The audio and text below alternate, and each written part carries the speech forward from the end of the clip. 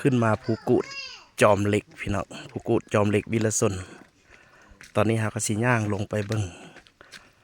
สถานที่ทางประวัติศาสตร์นะเป็นเขตที่มั่นของทางประวัติศาสตร์ลงไปลุ่มไกลเติบพี่น้อง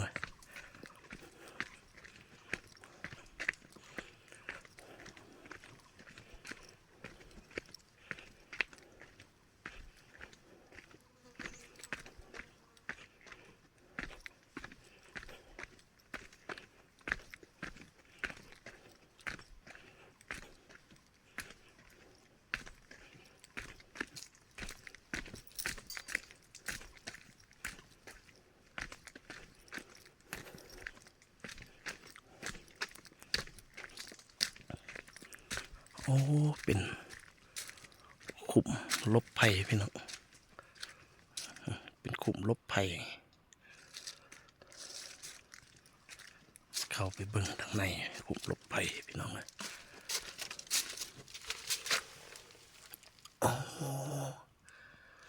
เบิ่งพี่น้องสไตล์ไฟก่อน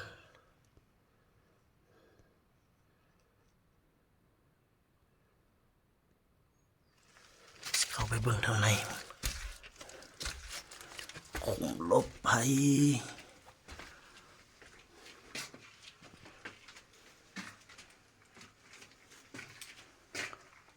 โอ้มืดพี่น้องเลยเข้าไปลึกเข้าไปในพุ่นแหละพี่น้องเลยเป็นขุมลบภัยเอาปากกาเข้าไปตอนนี้มันลึกเนาะสิออกไปนอกพี่น้อง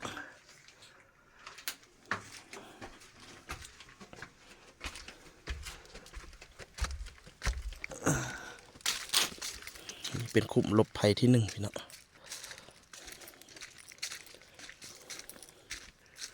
ที่สิมีขุมลบภัยหลายขุมอยู่เบิ่งเลย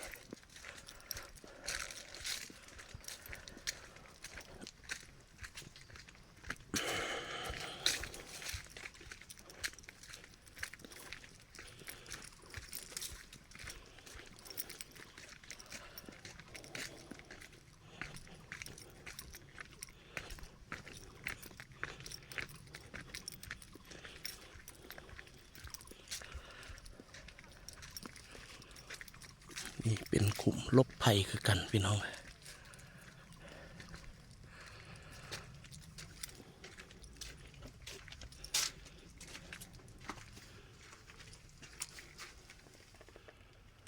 เข้าไปไหนพุ่นละ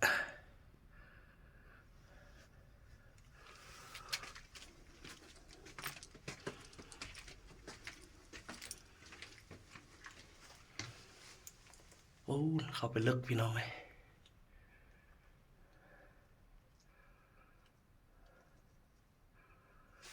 ขุมลบภัยแต่สมัยสงคราม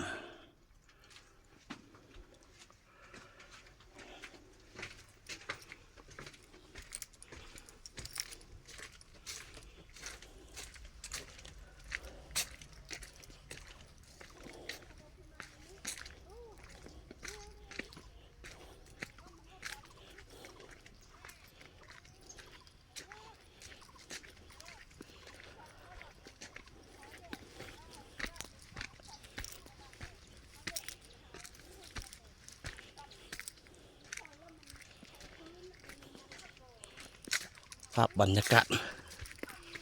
สวยงามอยู่พี่น้อง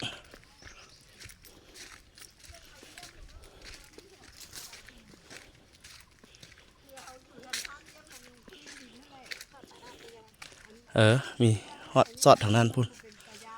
ยังไงนะไกลตึกว่าไกลไปเลยคือสิมันเข้านี้ซอดทางนั้นพวกเอาเข้าไปหน่อยนึงก็เลยทำนี่นี่เข้านี้ซอดขึ้นเบิ่งคุมลบภัย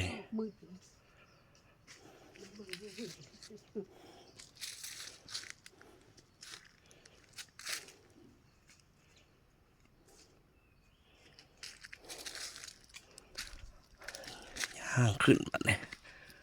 ย่างกลับ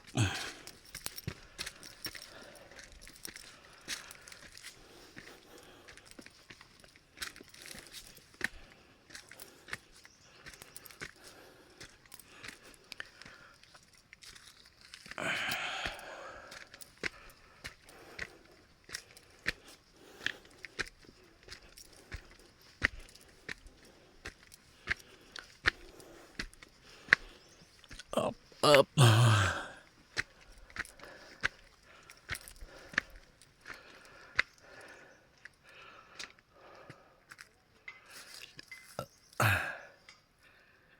วิว